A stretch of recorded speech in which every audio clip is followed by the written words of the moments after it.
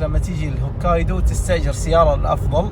القطارات مرة قليلة، ويمكن خط واحد او خطين، وكل قطار يجي كل ساعة، يعني مرة تتأخر. لما تيجي تستأجر سيارة هنا تقدر تستخدم الرخصة الدولية ساتا. ساتا هذه تلاقونها في السعودية، أتكلم عن السعودية، في مكاتب الخدمات اللي قريبة من الجوازات، ب100 ريال لمدة سنة. تشتغل هنا تجيب معاك الجواز عشان يطبقون الاسم. في الدول الثانية ما أعرف إذا عندهم ساتا ولا لا، ولا أعرف إذا يعني وين مواقعهم يعني، بس أتوقع أن ساتا انترناشونال يعني لايسنس موجودة في كل مكان. تكاسي هنا مرة قليلة.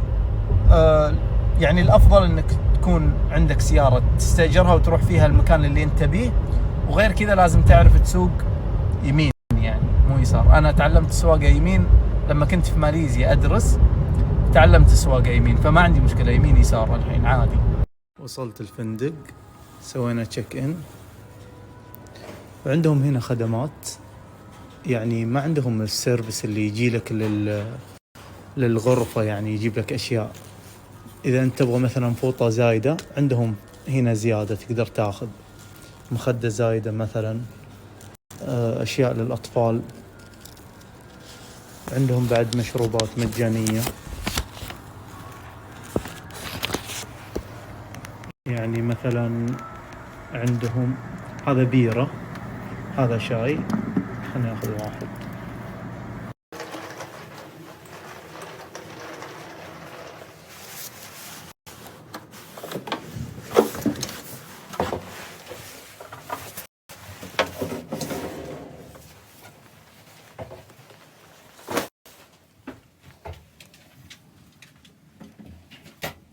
هذا الفندق جيته قبل سنة ورجعت له الحين مرة ثانية، بسبب انه مرة نظيف ومرتب، الإطلالة حقته حلوة. لكن استأجرت أنا طبعا غرفة أكبر هالمرة، ودي أجرب غرفة أكبر لأن غرف اليابانيين صغيرة، فحاولت إني أخذ غرفة أكبر. خليني أوريكم هنا عندهم البيجامة، بيجامة الفندق، أنا أسميها بيجامة الشحاتين، لكن يعني ألبسها، يعني كل اللي يلبسونها هنا بالفندق يروحون لحمامات الربيع الساخنة. حمامات الربيع الساخنة بوديكم لها بعد شوي، أو بالليل بالأحرى يعني. ويعطونك بعد عزكم الله الحذاء حق الفندق. وهنا في الحمامات عزكم الله، حمامات بالستايل الياباني. الشاور يكون الحالة، يكون الباب كذا يتسكر. طبعا الشامبو اللي عندهم البلسم حق الشعر اللي هنا تشوفونه، هذا لحد الحين أذكره من قبل سنة، لأن الكواليتي حقه مرة ممتاز. وهنا طبعا مغسلة لحالها. وهنا عندنا عزكم الله الحمام الحالة، كل شيء يعني مستقل بذاته. يعني تعرفون هذه الحركة، هذه الحركة معناها ان احنا نظفنا الغرفة هذه. طبعا هذه طاوية المنديل بهالطريقة هذه صارت فيها مشكلة تاريخية من زمان. كان احد من رجال الاعمال دخل الفندق وكذا، فما شاف المنديل مطوي بهالطريقة، فقالوا انه انتم ما نظفتوا، فسووا مشكلة للفندق. بعض الفنادق ما تبغى تمشي بالسياسة هذه، لكن بعدين صارت العملية بالسياسة هذه عشان نبين ان احنا نظفنا. وطبعا لها تاريخ طويل هذه القصة. هذا الريموت حق عزكم الله الموية الشطاف من هنا، وفي كثير من الأشياء طبعا الميزات، يعني في التدفئة وفي الصوت وكذا وغيره. وهناك شوف حاطين موية للطوارئ عشان إذا صار زلزال ولا شيء أو انقطعت الموية تستخدم الموية. طبعا هذا أحسن بكثير من دول أوروبا، لأن اليابانيين يعني يستخدمون الموية مثل العرب أو المسلمين بشكل عام.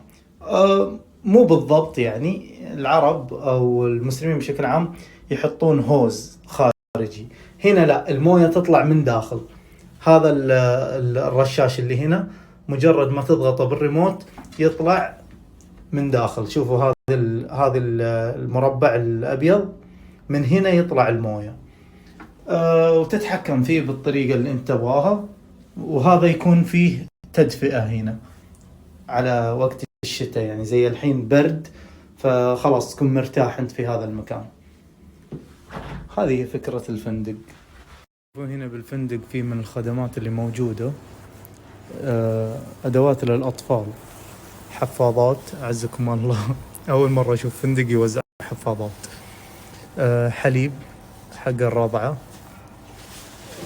صابون،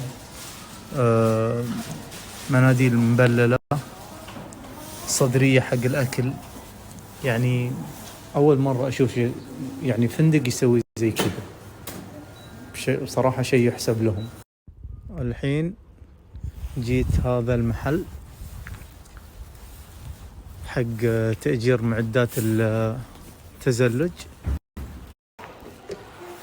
هذه عصايتين زي كذا، رجل يمين رجل يسار.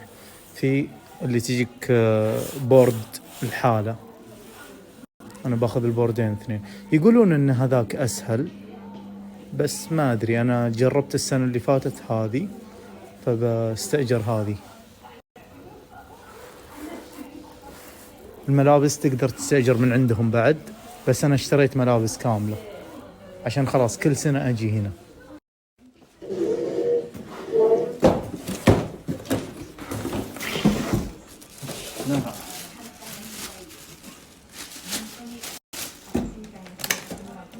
زي مصر من حسن حظينهم جدد، إيجار وجدد.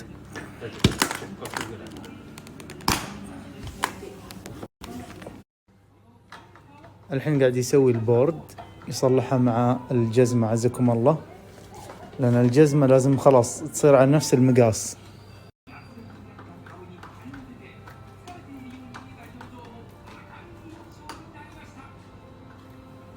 طبعا هذا العم قبل انه نستأجر من عنده الأغراض، واليوم ما راح نستخدمها، بنستخدمها بكرة وبعد بكرة وبعد بكرة. هو في البداية رفض، قمت قلت له يعني أعطينا إياهم نستأجرهم اليوم، حنا ما راح نستخدمهم عشان نوفر وقت بكرة على طول نروح نتزلج. قام موافق.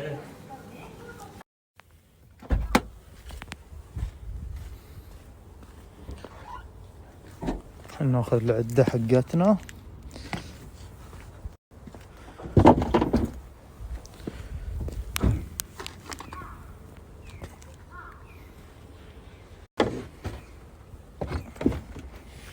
هذه ما تيجي كذا، نخلي السكي بورد داخل،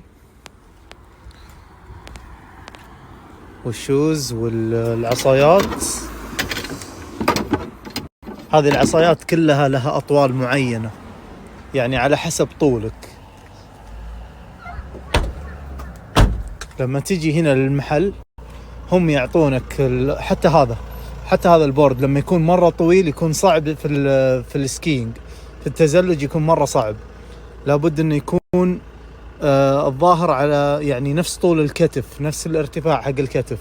هو يعطيك يعلمك وش اللي انت المفروض تاخذه. هذه شغلتهم أهل هوكايدو، دائما كذا يقعدون يكسرون في الثلج. الحين بدخل مطعم مو قديم، أقدم من القديم.